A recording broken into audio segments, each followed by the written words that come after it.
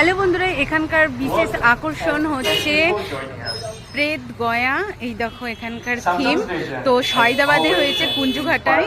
তো আমরা আবার দেখতে চলে এসেছি, গতকালকেও এসেছিলাম, দেখতে পাইনি।